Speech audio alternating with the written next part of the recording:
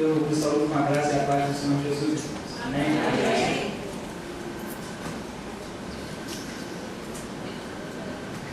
Quero agradecer a Deus.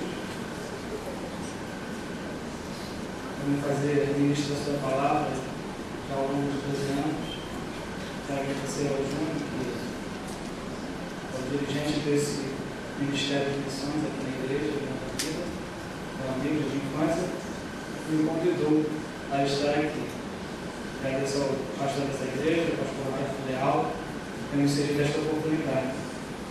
Trago um abraço de minha igreja e de todo o ministério, da igreja Nazareno Gentil, que está situada aqui no Rio, bem próximo da Festa do Caminho. Abra sua Bíblia comigo. Segunda carta do apóstolo Paulo aos Coríntios.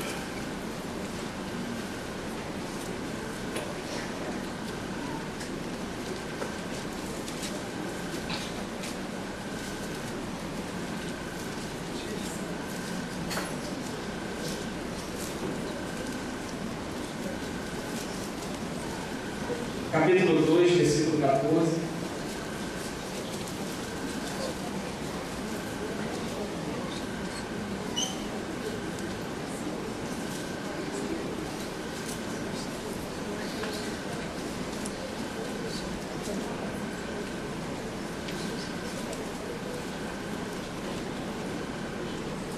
Todos acharam? Pode dizer amém? Amém. Está escrito: que graças a Deus, que sempre nos faz triunfar em Cristo, e por meio de nós manifesta em todo lugar o cheiro do seu conhecimento. Porque para Deus somos o bom cheiro de Cristo, nos que se salvam e nos que se perdem. Para estes, certamente cheiro de morte, para a morte, mas para aqueles, cheiro de vida, para a vida. E para essas coisas, quem é idôneo? Porque nós não somos como muitos falsificadores da palavra de Deus. Antes, falamos de Cristo com sinceridade, como de Deus, na presença de Deus. Agora, leia comigo o capítulo 4 do mesmo livro. Capítulo 4, versículo 1. Pelo que, tendo este ministério, segundo a misericórdia que nos foi feita, não desfalecemos. Antes, rejeitamos as coisas que por vergonha se ocultam, não andando com astúcia, nem falsificando a palavra de Deus. E assim nos recomendamos a consciência de todo homem, na presença de Deus, pela manifestação da verdade. Pai, nesta noite eu agradeço ao Senhor por estar aqui. Eu louvo ao Senhor e adoro ao Senhor, porque mesmo sendo um homem fraco e frágil, tu tens o prazer, tu tens a imensurável graça de usar este frágil instrumento para transmitir a tua palavra. Aqui está a tua igreja, Senhor. A tua palavra diz que os mortos não podem louvar ao Senhor, nem aos que descem ao silêncio. Por isso eu te peço nesta noite, sopra o teu Espírito através da tua palavra e faça com que aqueles que estão mortos vivam. De outra forma, seria apenas como o profeta Ezequiel andando ao redor de um vale de ossos secos, sem nada a poder fazer. Mas se tu soprares o teu Espírito nesta noite, haverá ressurreição, haverá vida, haverá transformação. Por isso eu te peço nesta noite que o Senhor faça a tua palavra produzir fruto naqueles que derem guarida em seus corações, em nome de Jesus. Amém. E graças a Deus.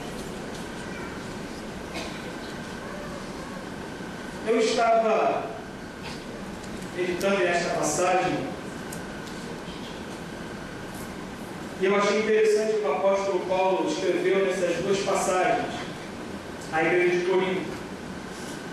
O apóstolo Paulo ele usa uma palavra no versículo 17 dizendo que nós não somos como muitos falsificadores da palavra de Deus. Talvez na sua tradução esteja mercadores ou mercadejando, como tantos outros que andam mercadejando a palavra de Deus. A tradução da Bíblia de Jerusalém diz traficando a palavra de Deus. Em 2 Coríntios, capítulo 4, no verso 2, onde nós lemos a palavra, na minha versão, falsificando, há uma tradução que diz adulterando a palavra de Deus. Nós não somos. O apóstolo Paulo defende o seu ministério, defende o ministério apostólico, dizendo: nós não somos como muitos outros, como tantos outros que andam por aí falsificando, mercadejando, traficando ou adulterando a palavra de Deus. O apóstolo Paulo esteve na cidade de Corinto em sua primeira viagem missionária. Isso está registrado em Atos capítulo 18, onde ele permaneceu ali em período de 18 meses.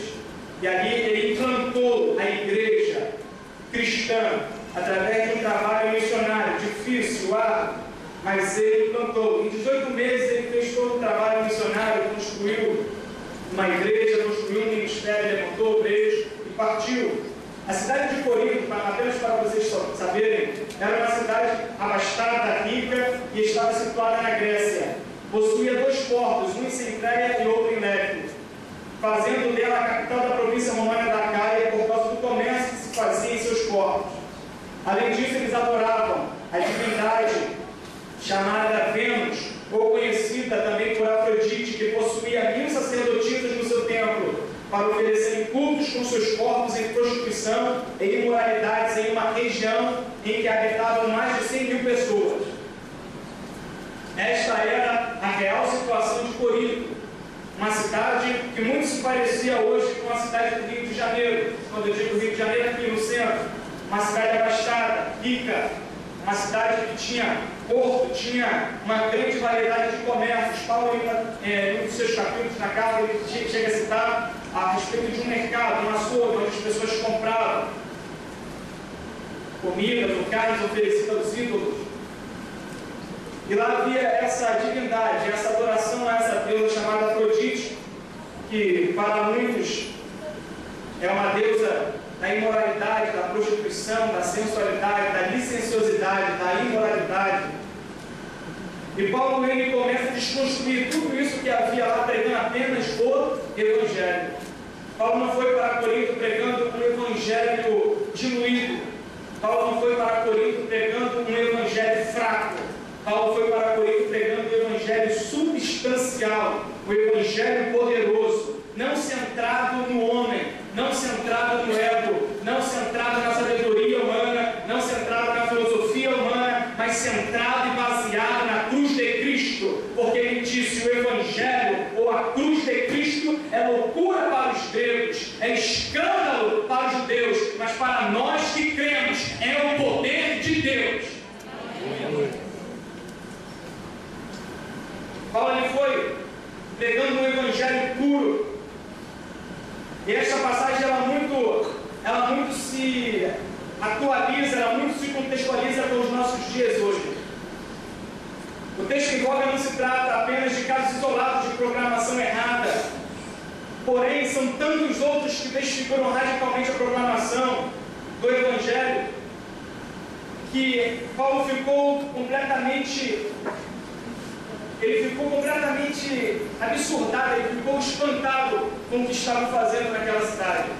De que modo eles faziam isso? Ao mercadejar a palavra de Deus. O termo empregado por Paulo significa especificamente o comércio desonesto que havia naquela cidade. Haviam várias tabernas, bares do nosso tempo naquela cidade, que serviam comida de má qualidade aos seus fregueses, aos homens. E eles também, além de servir comida de má qualidade, diluíam o vinho para obter lucros. Portanto, o termo também traz a acusação da distorção e diluição da mensagem. Paulo ele pega algo que acontecia dentro da cidade e transporta para o nosso mundo, transporta para a nossa realidade.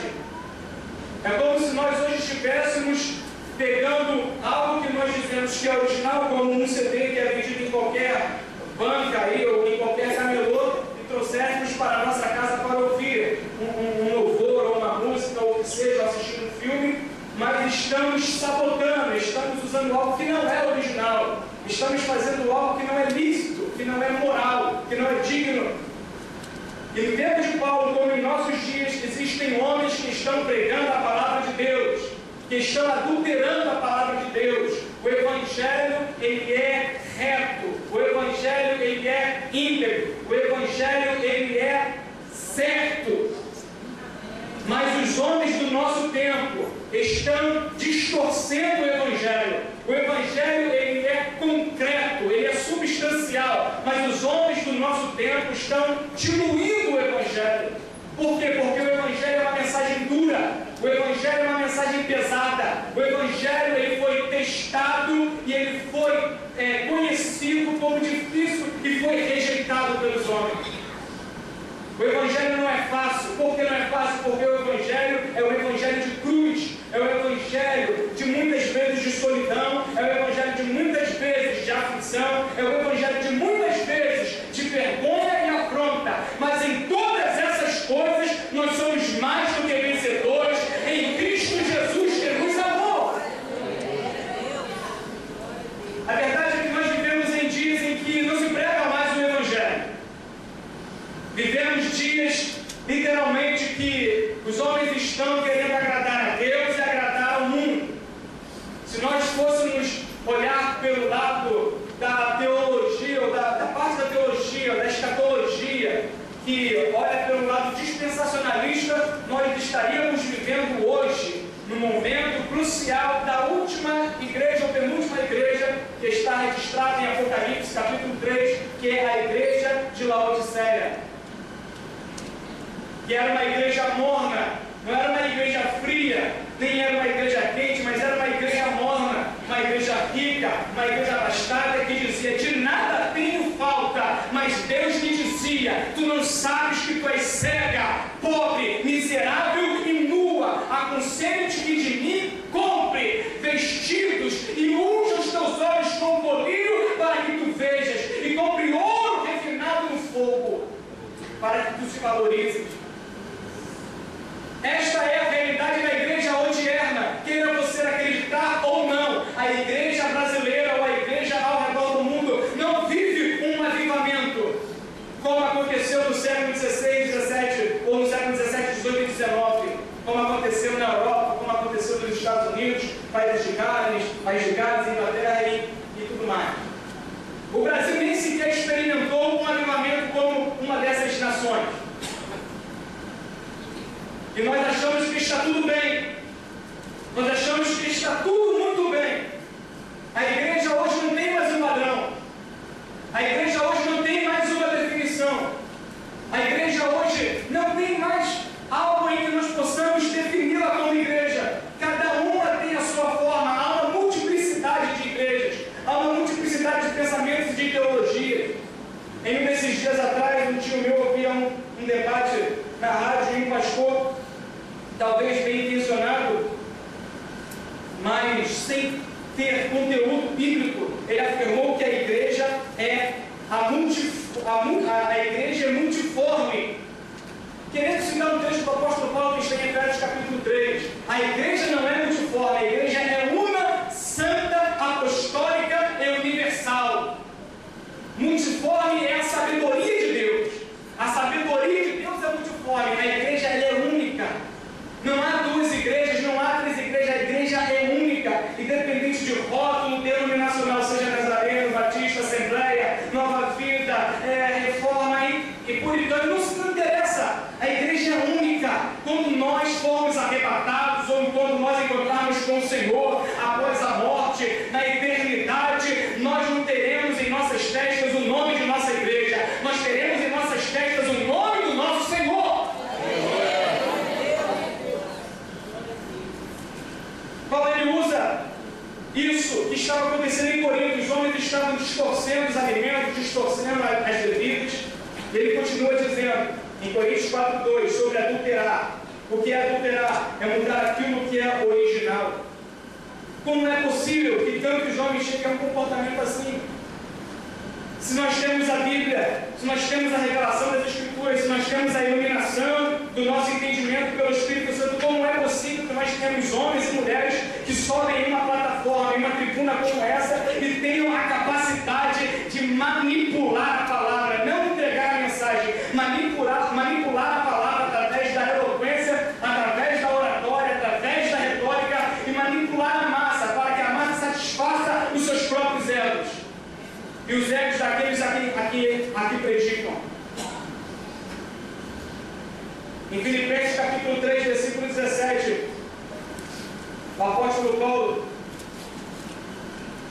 ele diz: sejam também meus imitadores, irmãos, e tende cuidado, segundo o exemplo que tendes em nós, que assim anda, porque muitos há, dos quais muitas vezes vos disse, e agora também digo chorando, que são inimigos da cruz de Cristo. O fim deles é a perdição, o Deus deles é o ventre, e a glória deles é para a confusão deles mesmos, que só pensam nas coisas terrenas. Nós vivemos em um dia em que os homens só estão preocupados em pregar, em predicar, em falar daquilo que é terreno, daquilo que é temporal, daquilo que é palpável, daquilo que é plausível. Vivemos em um tempo em que o foco não é mais a eternidade, o foco não é mais o céu, o foco é a terra. Vivemos em um tempo em que o foco não é mais estar a eternidade adorando e bendizendo, louvando ao Senhor. Não se ouve mais a mensagem de inferno na igreja ao lado de fogo, não se ouve mais a mensagem de arrebatamento para que a igreja se prepare para esse grande momento. Não se ouve mais. Os nossos pregadores só falam em conquistar, em possuir, em ser nação santa, geração eleita, príncipes de Deus, princesas de Deus, reis e tal e tal. Aonde nós vamos parar com isso, irmão? Aonde nós vamos chegar com isso? Esta não é a mensagem que era pregada pela igreja apostólica. Esta não é a mensagem que foi pregada pelo Senhor Jesus Cristo. Esta é uma mensagem diluída e distorcida. Estão pregando um falso céu. E se você